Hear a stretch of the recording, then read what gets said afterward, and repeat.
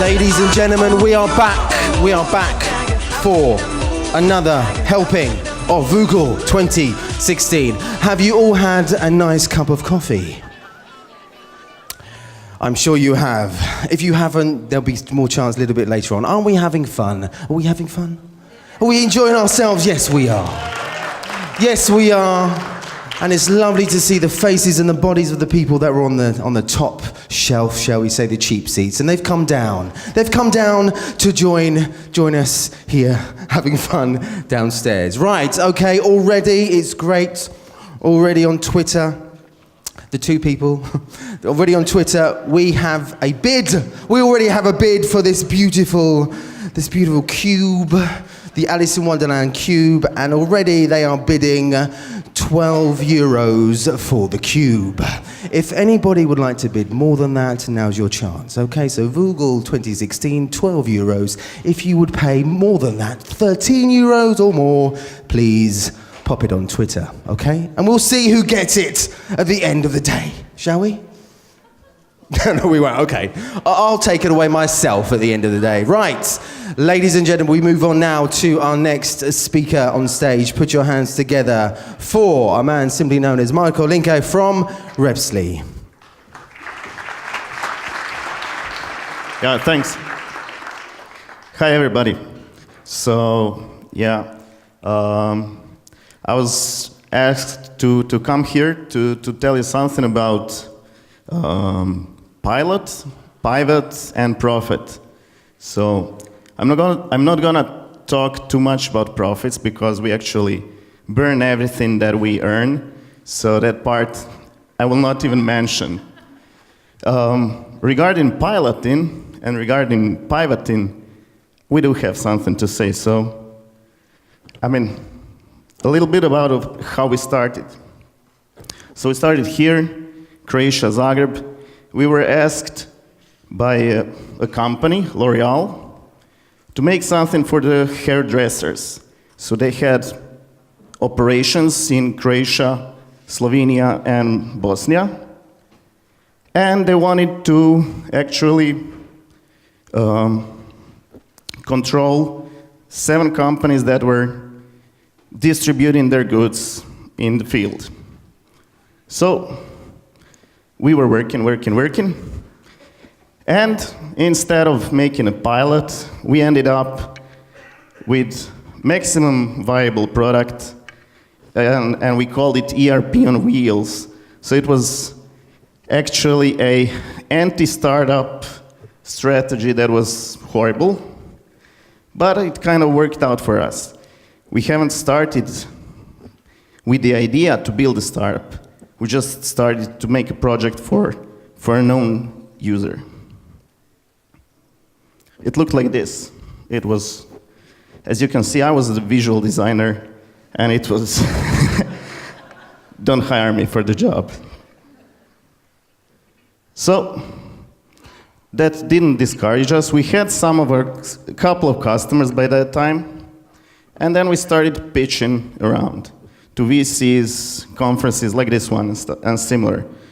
So we have been visiting places around Europe, and then we even went to San Francisco. That was a nice experience. We got some rewards there.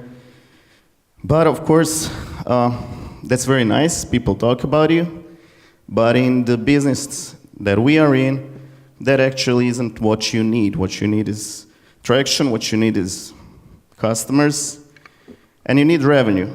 So that was very nice, and we had quite a few congratulations from different sides, but a part of that we had to work on. By that time, we decided that we should finally come closer to our initial idea to make Repsley, and it was then called SalesPod, to global market. That was the initial idea. We said, okay, so we put it on the internet, and yeah, it sells itself, right? No. So we did that, and we decided to rework things. And we threw away everything that we had by that time, and we created something completely new, as you can see here. And we were convinced that this is going to work. That's the thing. So we put it up online, and we put up some marketing budget, and not much, but it has been out. And we even got something like 800 trial users and 0 customers. So it was a complete disaster. How to learn something from these disasters? I mean, someone mentioned today, you don't fail, you can learn. So at that time, we were kind of covering our expenses.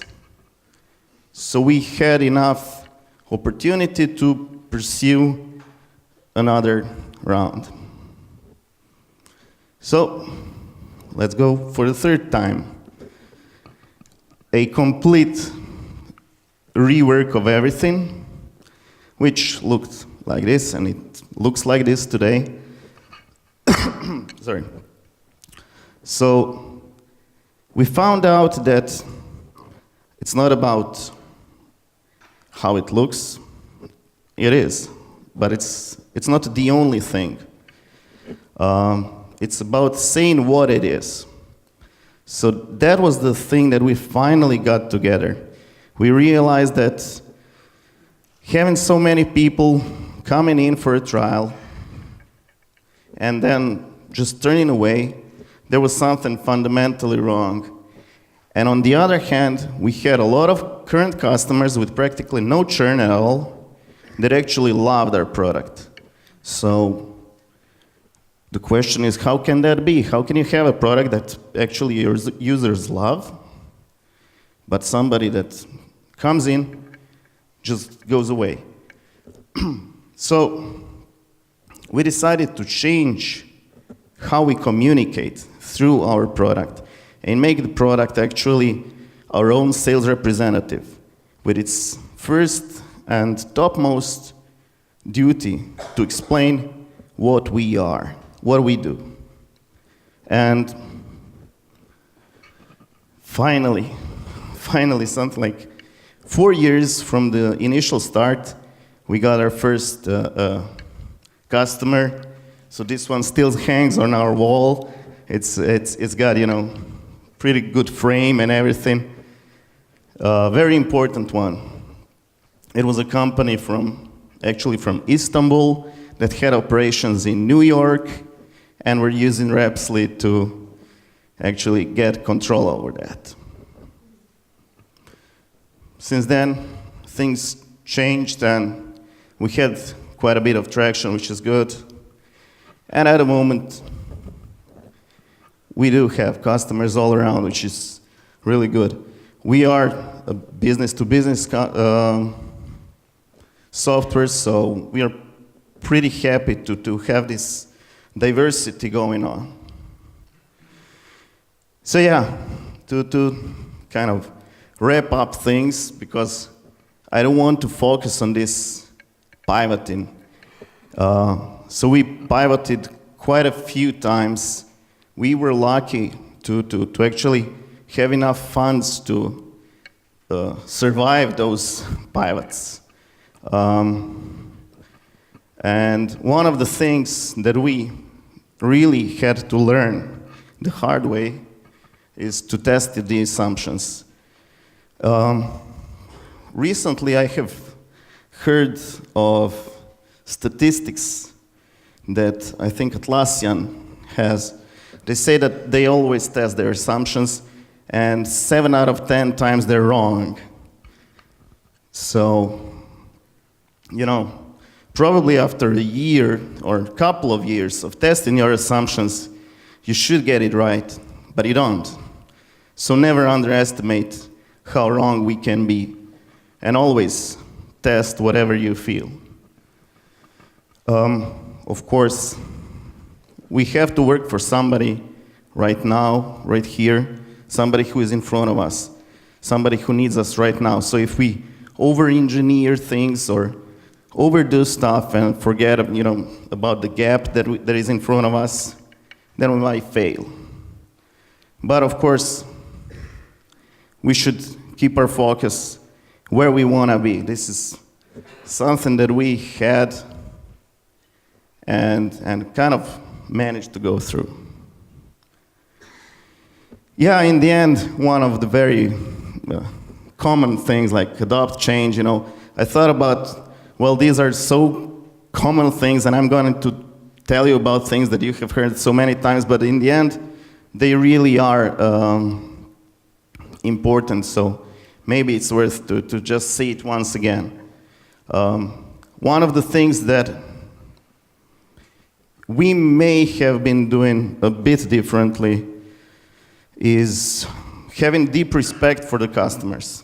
So understanding that if we are working for the organization that have like top level managers, then levels all the way down to people who are actually out in the street using our software, our mobile device, on iPhones and Androids. You hear a lot of time people complaining a bit about each other. So we had this previously about the big corporations. I'm sure that you hear a lot of that. So it turns out that mostly all of those people are right. They're not wrong. And we should question ourselves, so if all of them are right, how can we make that they understand each other better? And when we are building software, we try to actually have everybody to do as they do and to understand the business in a more transparent way. So, yeah, that's it. Thanks. Any questions? Yeah. Yeah, so, with our software, so we do field activity management. This is how we call it. So it's like the mobile CRM for people who are out of the office and selling stuff, doing stuff. Regarding that, we had a lot of discussions internally what actually we are. So if we tell about ourselves, we are mobile CRM, we had a lot of low-value trial users. And especially previously, we were called SalesPod.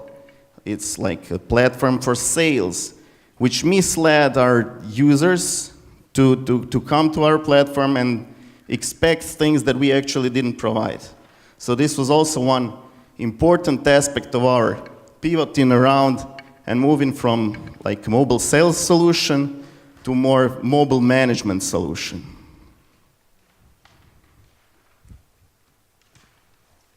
Someone else? Okay, thanks. Okay. No, so we don't have any other product. That's the only thing that we do. How did you manage, go through this phase that you make as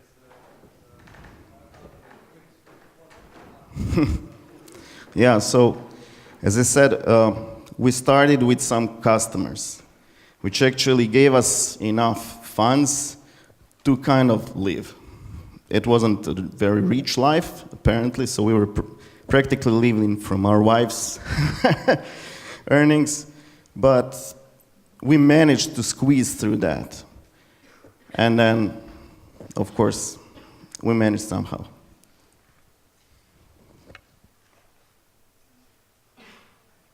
Okay, thank you.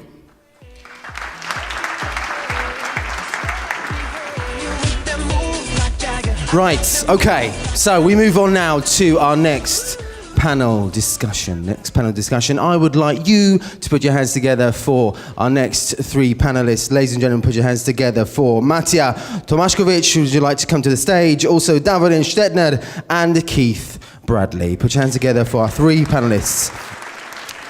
I will not be moderating this. My colleague Carlo, he will be taking the mic and moderating this next session. Good luck, buddy. Thank you.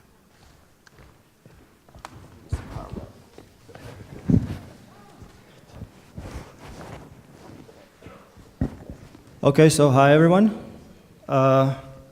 Considering that we are in the theater, every now and then there's a strange occurrence that happens here, and that's when the key actors, main actors, get sick, and then the other study has to take over. So, and hopefully do somewhat of a good job.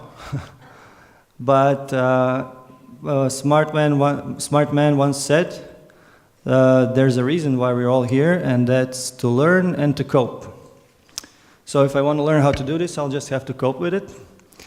And if you want to learn something from these guys, you'll just have to cope with me. So you're stuck with me. So much for introduction. And now I would kindly ask the guys to introduce themselves. So do we have a mic for them, or just, yeah? Okay, so my name is Matija Tomaszkiewicz. I'm the CEO of the company named Devolva here from Varazdin. We are a company having 20 people. We are focused on building custom-made business web applications. Our main customers are banks, insurance houses, huge companies. We were in Technopark for many, many years. Last summer we moved out to a larger corporate space, and I'm here to tell a little about our experience in Technopark. Okay, can I hear one applause for Carlo? He's a good actor. Okay, I'm half Varazdinian, or how to say. I'm Varazdin Stettner. I'm president of Croatian Business Angels Network. I'm an entrepreneur. I'm adventurer. I have many lives in one. My connection with Varazdin, I was here during my pilot school in Diamond, and after that I acquired one company from Varazdin, Zimo Digital. So when you have a company in Varazdin, you are from Varazdin. So that's all for me for now. Yeah, my name is Keith Bradley, and I'm part of the World Chicago program, the last sessions group, not this current one. I worked with Matija Bumbach from Šibenik as his mentor. I'm currently consulting in the city of Šibenik on entrepreneur and innovation development, and we're working to build an ecosystem that improves human capital as well as invigorates their economy. Okay, thank you guys for the introductions. I would ask Davorin, so you are the president of Crane. Can you talk a little bit about what Crane does and maybe a bit some of your latest acquisitions? Okay, the Croatian Business Angels Network is a business angels network. It's common in these days to talk about startups, business angels, and I would like to explain business angel difference between business angel and investor. Classical investor is that business angel is investing money and time in mentoring, in helping young teams, because we crushed lots of walls with our heads.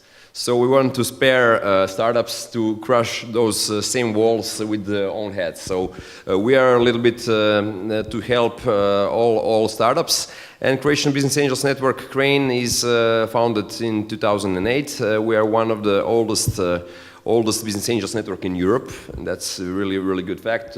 Our founders, like Damir Sabol and Hrvoje Prpić, are guys ahead of its time. So until now, we have some 30 members. We made some 23 million of kuna of investments in some 30 startups. And everybody's asking why there is no more investments. But for investment, you need to have environment. And Croatia is pretty jungle environment still for business, and we are all working together to improve all kind of things for startups and for business. It's too complicated in Croatia, but we are increasing everything. Thank you. Okay, so Keith, you are doing interesting things in Šibenik based on the program that one of the participants of the program that World Chicago is running, participated in Chicago in May, if I'm not mistaken, Yes. last year. So based on that program, you created interesting initiatives there. Can you talk a little bit about that? So yeah, we when I worked with Mattia in Chicago, we came together and he started explaining kind of the landscape here in Croatia and in Šibenik in particular. And we discovered that there was a lot of similarities to some of the communities of Chicago, and he and I both agreed that some of the approaches that we were taking in Chicago could be useful here.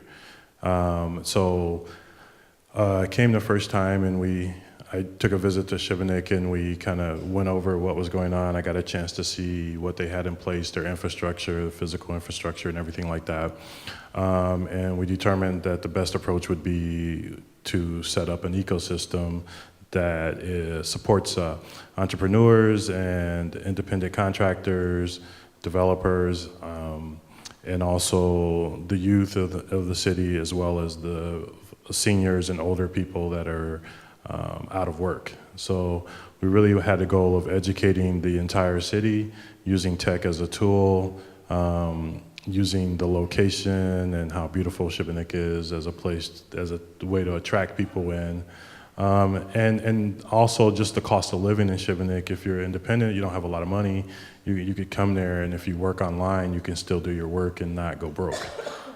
So that's what we're working on now. Okay.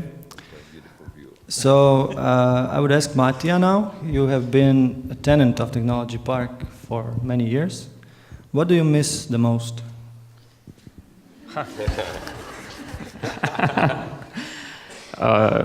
I'll give two answers to this question. I miss our fellowship neighbors. When you're in Technopark, you have so many other companies as your neighbors, and you hang out with these guys on the coffee break, on the lunch. And this was the very good part of Technopark. Of course, I miss Carl and other people from Technopark because they helped us a lot with infrastructural help. At Technopark, mostly, I probably think that most of the startup guys read a book like eMeet or something similar, and there you have a technician, entrepreneur, and manager. And mostly the people in Technopark are technicians. So they are IT developers, software developers, mostly knowing nothing about sales and marketing, and this is what they discovered then. And this is where Technopark helped us with advices, with meetups, and stuff like that. Okay, now let's get to the tricky topics. Let me tell you a little bit about my background and what we do in Technology Park. So I myself run the incubation program, and I also manage projects like the one that's behind you. That's the new Technology Park that's hopefully going to be built in, 5 years. So to start these questions, the reason why I invited these guys here, because as I said to them before, I like constructive criticism. I always like when someone has something, not negative to say, but kind of a critic. And I don't approve of that just being a critic. I think they need to provide solutions as well. I think these guys can do it, so they each have something to say. I know that Matija was, as a tenant of Technology Park, you won't be mad, you were particular about certain things. So what made you leave after all these years? Is it the lack of space or any other things?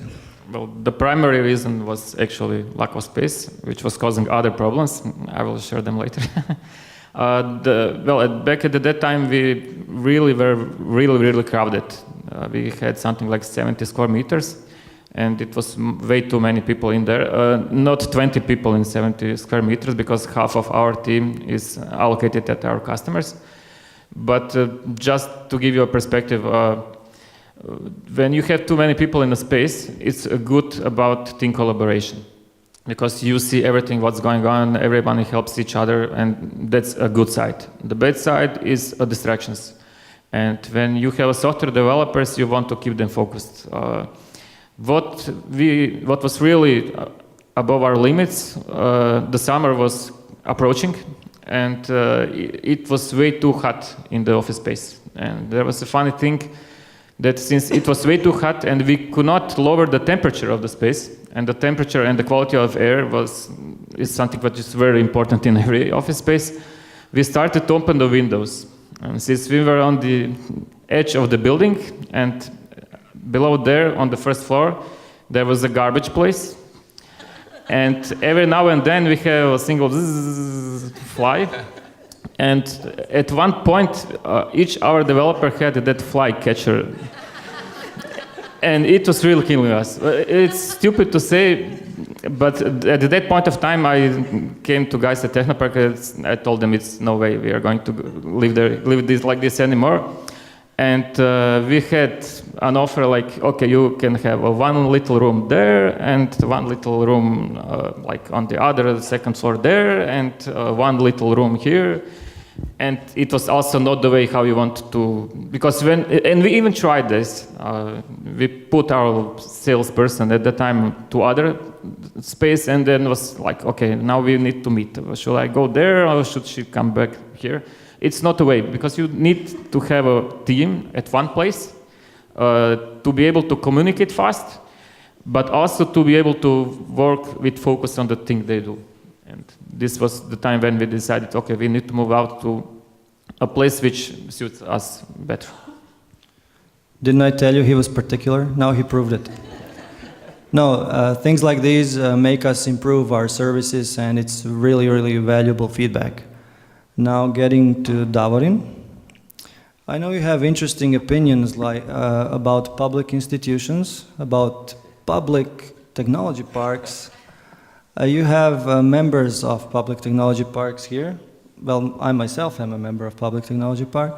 You have Step Rijeka here. You have Hamag Bikro here as well.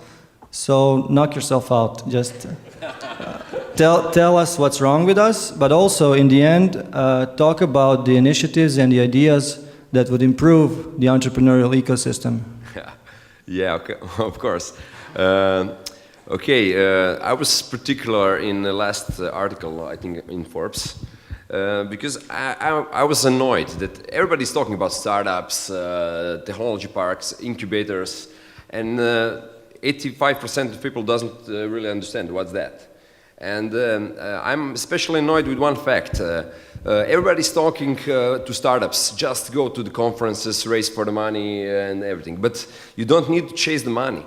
That's the biggest point. You don't need money in most of the cases. You don't need money. I started without any money. I started back in 2002, and there you either have a bank loan with 20% of interest, but I was too young. I couldn't get a loan. So my only source of financing was business and step-by-step financing. So that's I think the biggest point, that don't race for the money.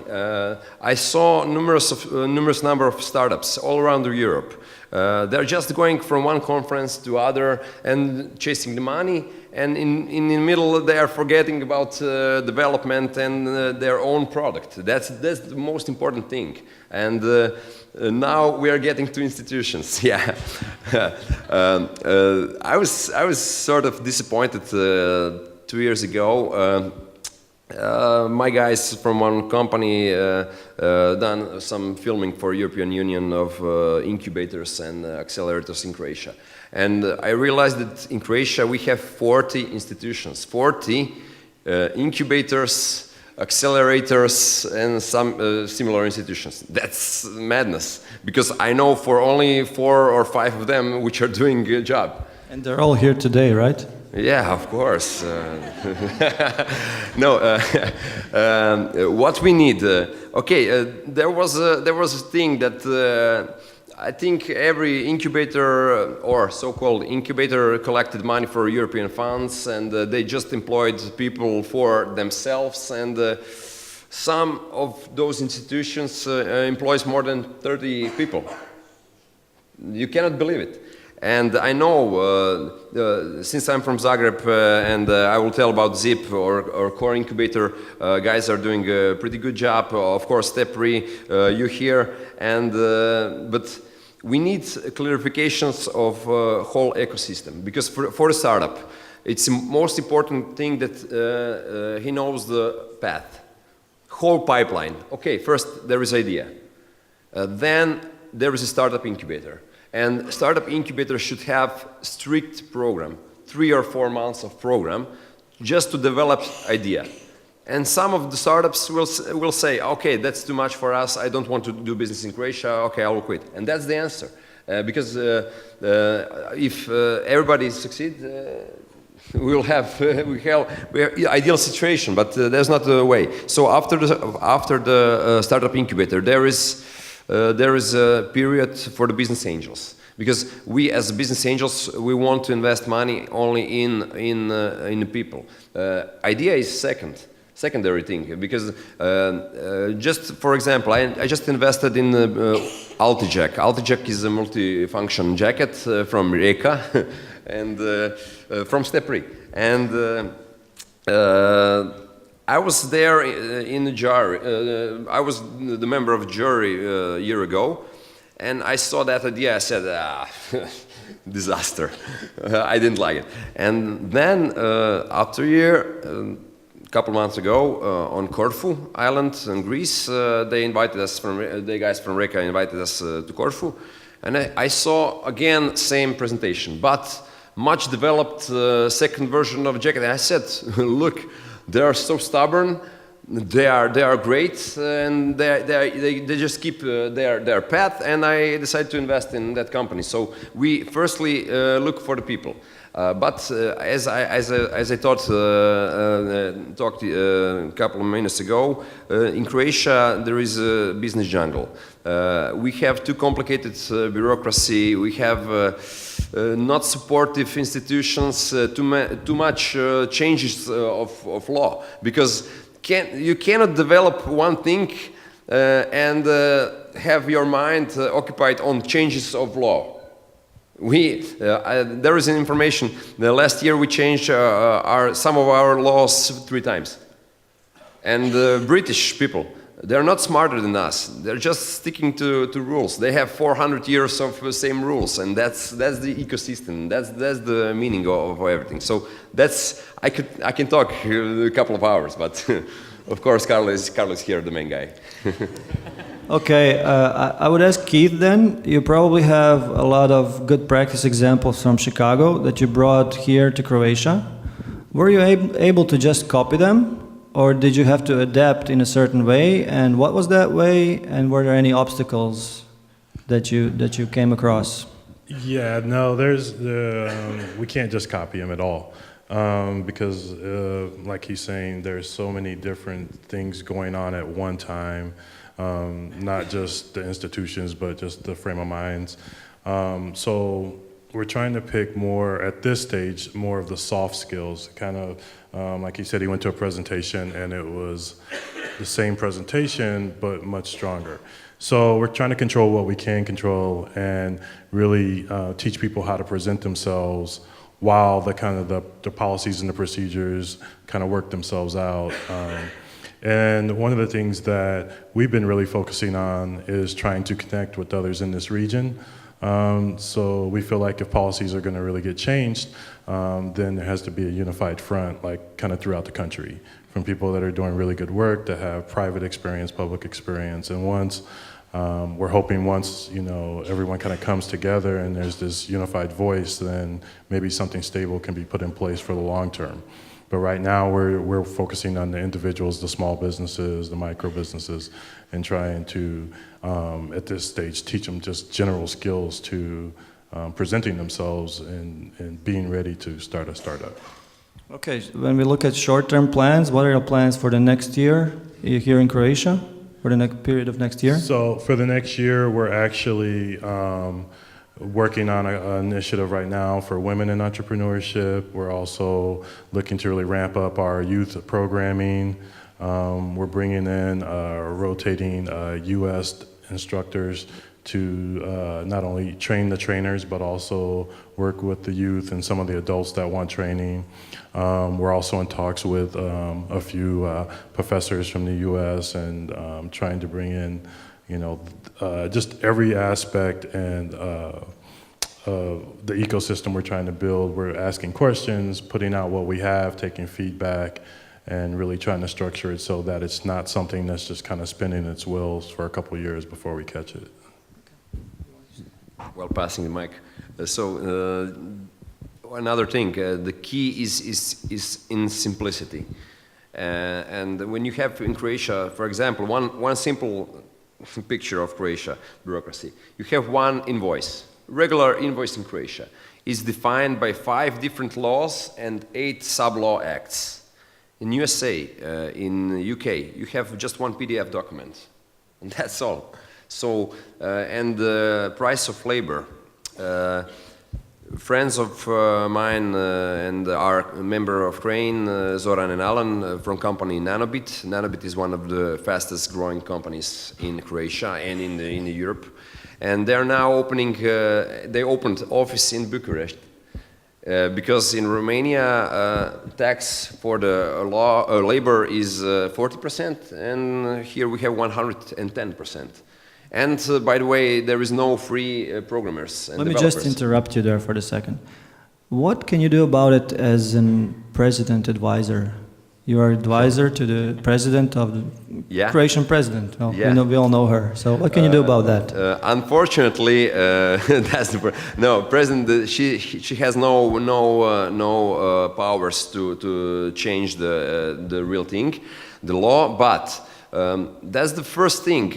First time in history, one president of the country in Croatia choose a representative from the startup world as her advisor. So I think that's a pretty good move, and she honestly told that okay, I cannot do much, but I can turn the point at your area, at your startup world. So I think that's a good thing, and she's talking a lot, and we okay. When I was selected in that economic council of her. I was thinking, okay, another council, 1 meeting per year, just to take a photo in the office of the president. And so you had pretty good motives there. But then we have meetings every 3 weeks. We have different activities. So in the last 8 months, I had, I think, around 40 meetings. So that's pretty active. We are working with Chamber of Commerce, Union of Employers, and we are proposing things. So Prime Minister of Croatia just have our recommendations for the better business world in Croatia and to simplify things. So I think she's really active, but without any actual powers. Okay, we expect results, and we expect them soon. So let's get a little bit.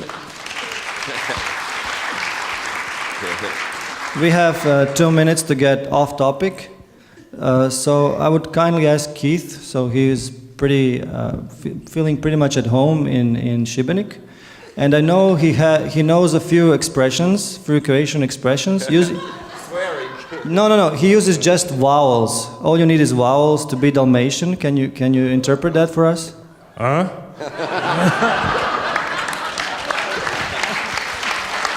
Okay.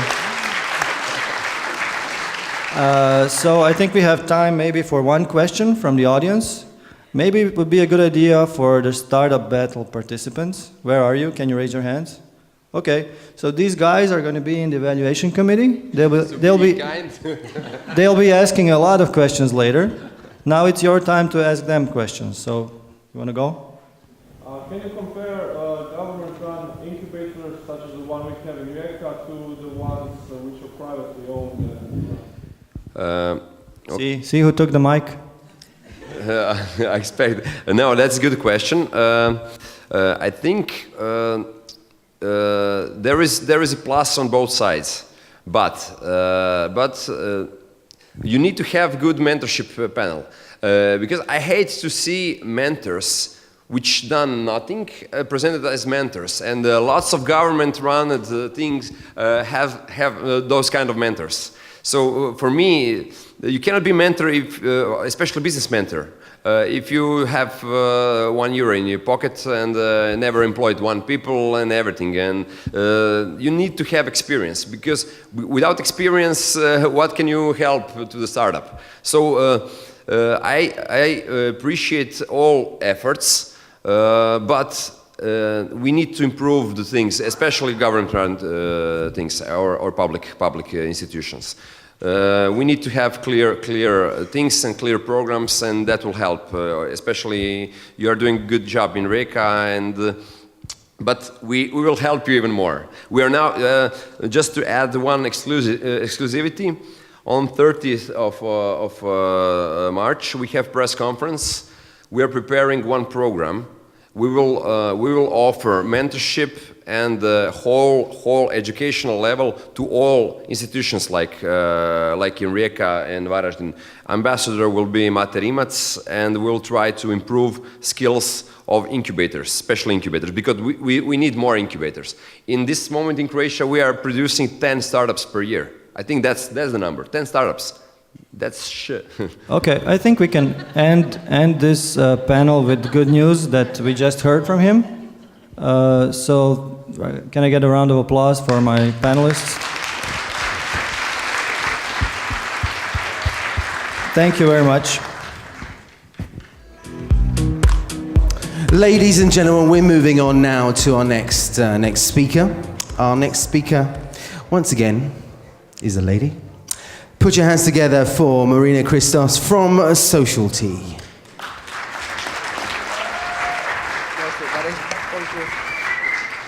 Hi, everyone.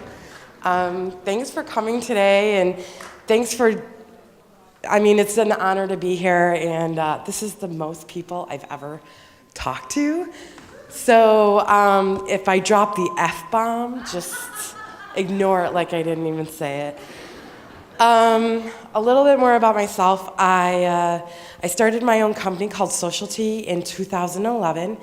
It's a digital marketing agency, so I help startups and businesses with their online presence, doing social media, online marketing, SEM, whatever it is, all that kind of stuff. I currently work out of the 1871 incubator in Chicago. And a little bit about my background. I didn't start up in the startup world. I worked for AT&T, which is the largest telecom company in America, for 10 years. I was a recruiter. I hired people all day long. So in 2010, I got laid off. I'm like, what am I going to do with my life now? I'm going to go work for somebody again and have them, I'm in Chicago, and have someone ask me what time I come in every day from Texas and be micromanaged from Texas. So I knew I didn't want to do that anymore. So I decided to start my own company. And I was like, what am I going to do? So I just happened to, I didn't set out to become a marketer or a social media guru or whatever you want to call it. I was working for my family in their restaurant, and I'm like, you don't have a Facebook page. Let me put the food on the Facebook, and it brought in more customers, and people asked me if I could do it for them, and they would pay me to do that. I'm like, you can get paid to write things on social media, to be on Facebook all day? Sold. So anyway, I want to talk a little bit about co-working and being in a community of co-working, because it's all about what we've talked earlier about, collaboration and about sharing idea and spurring growth, generating growth. I guess I could have used that. That was me. So I work out of 1871, which is the largest co-working space probably in the world. It's 150,000 square feet, and it's about 13,200 square meters of space. I looked that up last night. I had to convert that. And we're in probably the biggest building in Chicago, the second biggest building. And you can see, this is some of their pictures, and you know, they have couches everywhere, and there's different types of levels of membership that you can have. You can have a shared membership where you just go in and you find a space to sit.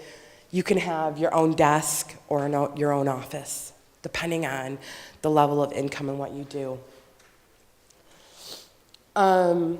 There's kitchen area. Somebody made a license plate that goes on the back of your car that's a startup. I had to pick up that. There's a lot of events. There's probably, 30 events a week at 1871. Every Friday they have a TGIF party, and they have free beer. They bring in a late lunch, and they'll pick different companies to showcase their products. I would say there's probably the community there, just members who have their own company, 500, 1,000? I don't know, Nicole, what do you think? 500? Like a lot. And that doesn't include companies. They're based within this space. There's companies like Startup Institute, or a Founders Institute, or Designation.io, where you go and you learn coding and you want to do a career change. So you can go to school. You can go, and there's venture capitalists, Chicago Ventures, Sandbox Industries, if you need money. They do programs like monthly office hours. So anyone, you don't have to be a member, anyone can come in there, attorneys, accountants, marketers. You need advice, and you can set an appointment with anyone you want for half an hour every month. On this last slide, this guy here speaking at the podium, that's the mayor of Chicago. So they're closely intertwined with the mayor's office, with the government agencies in Chicago, leading classes, having, last month I think I saw Graham Elliott, who's a Chicago chef, and he was promoting his book.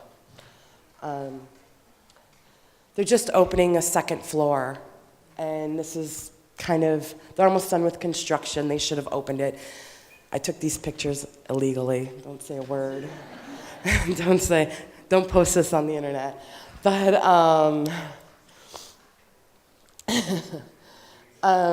you can see they have TVs and access to the 12th floor, and and these are some of the different companies that are based within 1871. I mentioned Startup Institute. With STEM is a Women in STEM Technologies. It's a group just for women. It's a cohort, part of it for 8 weeks, and they help your business grow. Northwestern University, Google for Entrepreneurs, Miss Tech, which is a women-only focused network group that help women in business do tech, and tech women do business. So it's a wonderful community of women. Techstars. Techstars is a great incubator. They'll give you $100,000, and you go and you can start your company to grow your company, but they own a piece of it. University of Chicago, Starter League, Impact Engine, which helps companies that have a purpose of social good. So I also do social media. Who wants to know a little about social media? Or you just want me to keep talking about nothing? I just keep babbling. I guess working in social media, it's a little different here. I noticed that a lot of you just focus on Facebook. In America, we're on Twitter, Snapchat, Instagram. But right now, social media, I don't see it going anywhere right now. It'll pivot, it'll change, it'll transition. But right now you can see some facts that Facebook has the biggest amount of use. 1.19 billion users a month, not a year, a month. Followed by YouTube and then Google+, which really no one uses, but it's there. I talked, there's a voice. This is not what I do. I don't speak, I just do. But when you when you have a life online and when you have your digital life, you have a digital lifespan, right? You put on Facebook your best moments of your life. Like my Facebook right now, the past week and a half is, I've been I went to Ljubljana. I was in Ljubljana last week. I'm Zagreb yesterday. I ran into Prince Charles and Camilla. And literally, I'm here today. Friday I'll be in London. And by next Monday I'll be in Ireland. So, I'm putting out my best moments. And I'm me the whole time. So that's what you want to do. You want to put out your best moments. Somebody wants to hear your crying over. You can put your crying over your cheating boyfriend or girlfriend, but you want to put out the best part of you are, but being real and authentic. When you're not real or authentic, no one believes you. That's in your personal life and that's in your business life. So when you use that voice to make yourself real, then you build that level of trust and you build a relationship. And that's how you start building a relationship online, whether in your business or personal life. When you're trying to get early traction for your business, being consistent with what you're doing, what you're posting, using images, building trust, and that's part of being authentic, is building trust within your followers and your audiences. Start with 1 or 2 channels. I know not everybody's on Twitter. Get on Twitter. It's really not that bad. It's a great place to follow people and to not be intrusive, to follow your favorite journalists, to follow Mashable and those journalists on Mashable or BuzzFeed that you really like, and build an interaction, because it's not an intrusive space. Anybody know what the 80-20 rule is? So when you're building a business and you're building on social media, 80% of your content that you post should be about what your audience is interested in. So knowing your audience is number one. You're building a product, you should know who you're building it for. And then knowing your audience and what they want. You don't want to push your product, push your product. You want to give them something that they're truly interested in and that will keep them entertained and coming back to you, and that won't make them unlike your page. So 80% is curated content, 20%, and then 20% you can push your product, push your agenda. Like I said, be human, which I'm trying to do. And talk about the benefits of what you're doing. Give them the benefit. People want benefits, how it will benefit them. How your social media, on my social media channels for Socialty, I talk about a lot of new technologies that I find that I think will benefit the audience that I'm catering to, that I want to find. So I give them benefits of what I do and then what I find on the internet. And then build relationships. I think listening is very important, not just speaking and not just doing, but listening to your audience and listening to people. When you start listening, and then you can help people. Okay. And then, I put some, how are we on time? Are we on time? 5 minutes? Okay. Does anybody have any questions? Come on now. I came up.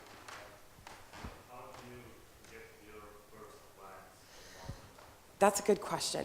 When my first clients, I came from, I went to websites like Elance, Odesk, Freelancer, and I was working for $10 an hour because I needed to build a portfolio, and I needed to just get experience so I can go on and make, charge now $150 an hour. So you start small and build audience, and then you kind of gain clientele, and then to go on and charge more.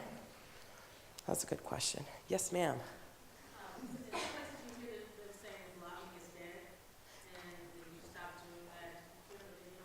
I don't think blogging is dead. blogging is not dead because bloggers make a lot of money. If you have a really great audience, brands will come to you. If you have a big following, brands will come to you and you can make money from blogging. But as far as blogging for your business, it's not dead and it's really valuable because then you create SEO and your SEO goes up and then search engine optimization. So when people are searching for keywords and you're blogging about certain keywords, then that will come back to you in money and monetary gain. It is not dead. Anybody else? No? All right. There's my contact info. I got my GIF working. My GIF working. Feel free to link it. Find me on LinkedIn, find me on Twitter, find me on Facebook. But thank you so much for your hospitality, and I really enjoy it here, and I'll be back. And thank you.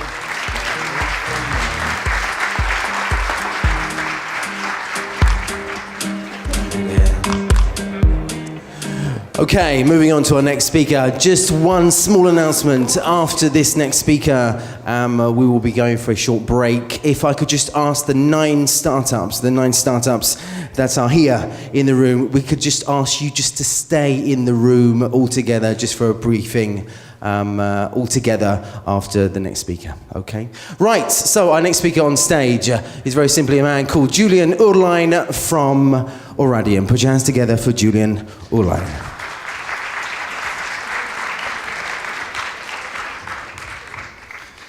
So, hello everyone. When I've been invited, I've been asked to present our story. So, first of all, it's pretty bright.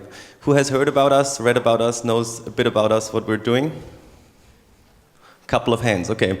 So, I'll tell you our story of what we're doing and also try to put in a couple of advices on startups in general and startups in Croatia. And then, while I'm talking, whatever I'm missing, just prepare some questions for afterwards. So we're going to start in a completely different world. Globally, there are 2.5 billion people who don't have any access to financial services. This is a picture from Lagos, Nigeria, but it looks the same in big Latin American cities or in big Asian cities. And these 2.5 billion people not having access to financial services means they don't have a bank account, they can't keep their money somewhere unless they put it in a little box under their mattress maybe.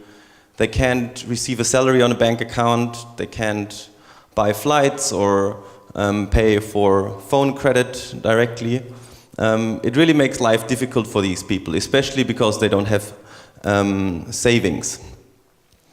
But they're not completely unserved. There are about 100,000 small financial institutions.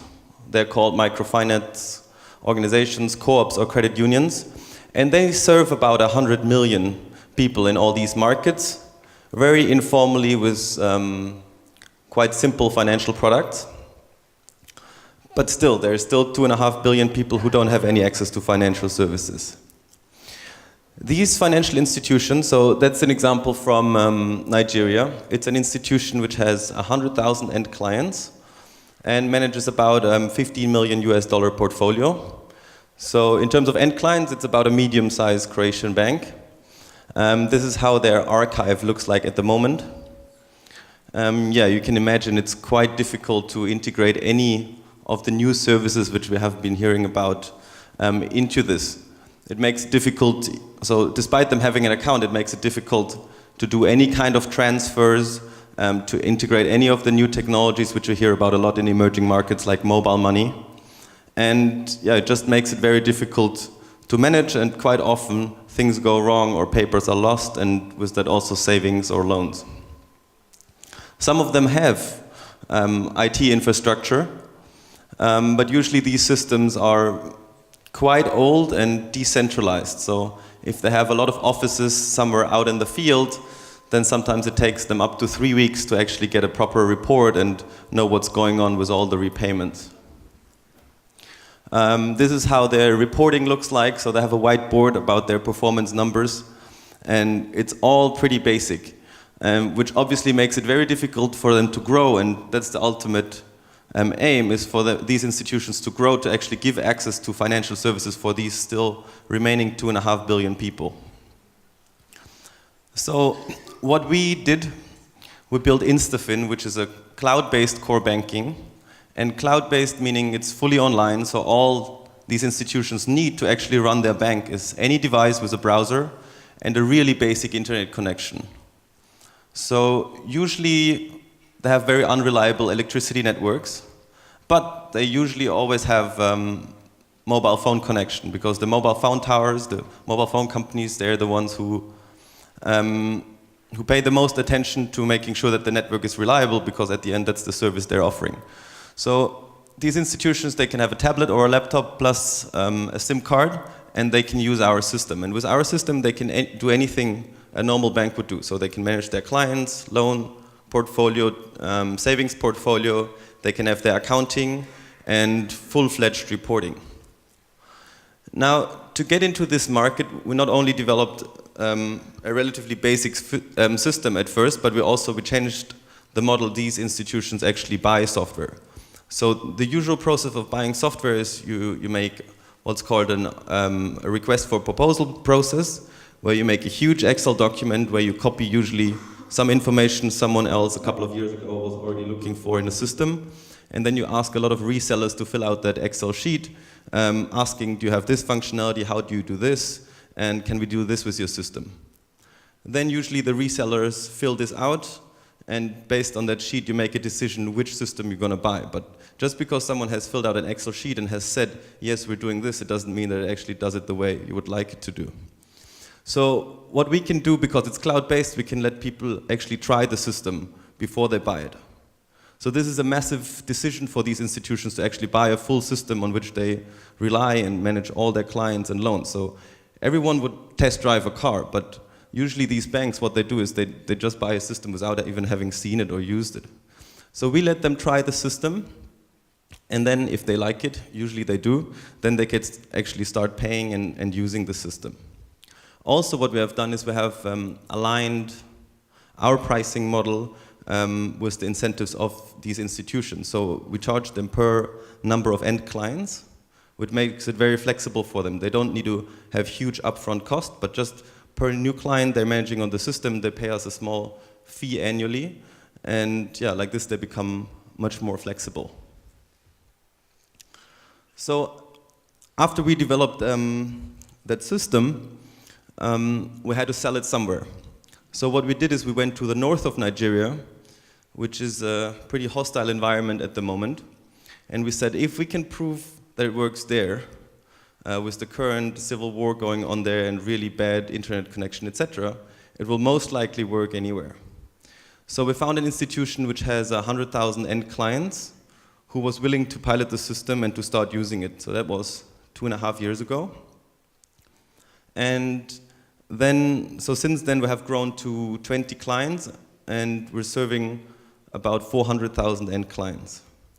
Now, what we've seen that the system does to these institutions is that they can grow much faster. One of our customers has seen that opening new offices, that the cost is reduced by over 60% because they don't need to buy the hardware, they don't need to send a consultant there and actually install everything. They can just give someone a laptop and send him to a new location and then open that branch. And all of our customers have also been growing by over 50% every year just because the market demand is so huge. But before, with these pen and paper and all the Excel sheets they were using, they were really limited and they were kind of losing overview of their actual operations. So that brings me to one of the lessons. So this is only the start for us. What we really want to do is we want to connect all these people who don't have access to financial services yet. But obviously we can't start by just saying, okay, we'll just start connecting these 2.5 billion. So what we did is we built a small feature set, a product which actually someone can use. We started getting paid relatively early in the process. We could prove that it's a value add and that people are happy to pay us for this service. And then we started growing the product, rolling it out to other countries besides Nigeria. And this is now a solid base for us to offer additional services. So now by actually having hundreds of thousands of people on the system, what we did is, for example, we integrated blockchain technology to allow transfer from one end client in one institution to an end client in another institution. So at the moment, often families in Africa, the husband would, for example, work in a big city, and the wife and the remaining family would be still somewhere in a village. And obviously for the husband to send part of his salary back home, he would have to put it, for example, in an envelope and put it on a bus, which is obviously not very secure and which also usually costs a lot of money. Now with these institutions using our system, they can actually use a service where they can transfer the money from the city directly to a small village, somewhere where the family still is, and that significantly improves the life of these people. So we'll continue doing this, we'll continue innovating and adding more services to this base layer, and then we hope that we can ultimately connect a big chunk of these 2.5 billion people who still don't have access to financial services. So I'm going to open up the question, but just before that I'm going to use this little speech. We're part of a competition where there are only 2 Croatian startups apart. It's about financial startups, basically, in Amsterdam. And we need all your votes. So I'm going to ask you all to take out your phones, enter this link, 100.fintech.nl/Aradian, and then vote for us. I checked the number of votes before I came in here, so it was 333. I'm going to check again after I leave here. And I hope it's going to be 100 more. Yeah, so I'm open for questions now.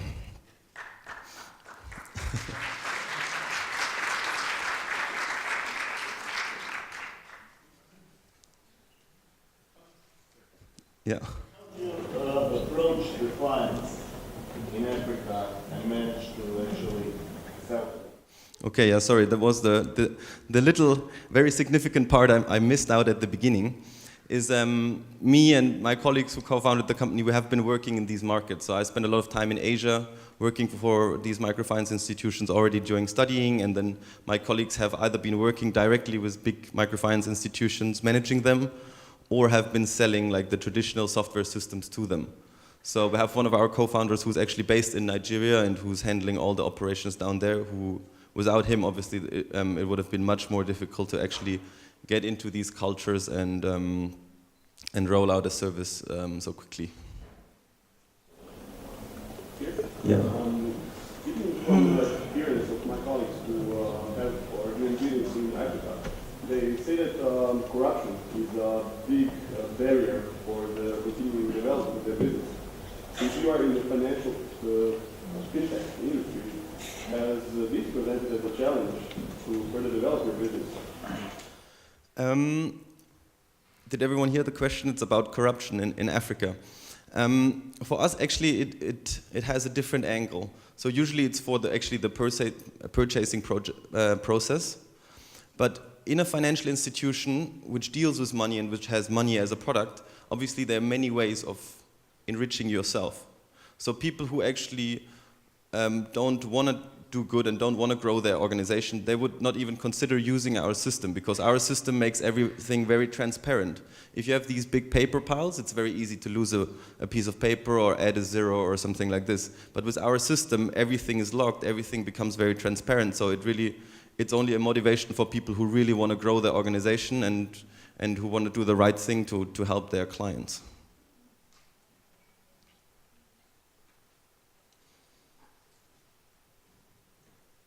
Any other questions, or have we understood Africa now?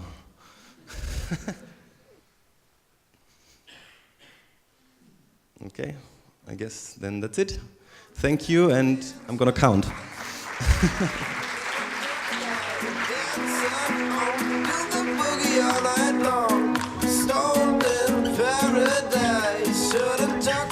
Right, okay, just before we go any further, I have just one small quick announcement to make. My name is Peter Hopwood, Hopwood Communications. Please take out your phones. Facebook, Twitter, and everything else. I'm not looking for votes, but you can like me if you wish to. If Varazdin can do it, so can I. Okay, I'm joking. Although it would be nice actually if you join Hotwood Communications Facebook, and hopefully my lights will go up. We'll see. Okay, right. I think it's time for some food. What do you think? Ladies and gentlemen, you are just about to have some lovely hot free food. If I was you, I would actually be quite excited about that. Ladies and gentlemen, we will now go for food. That will be until 1:30. 1:30 we will be back in here for the startup battle. Let me just remind the 9 startups, if you could just hang around just for a couple of minutes, a short briefing before going to lunch. Okay, so back here on the stage, startup battle at 1:30.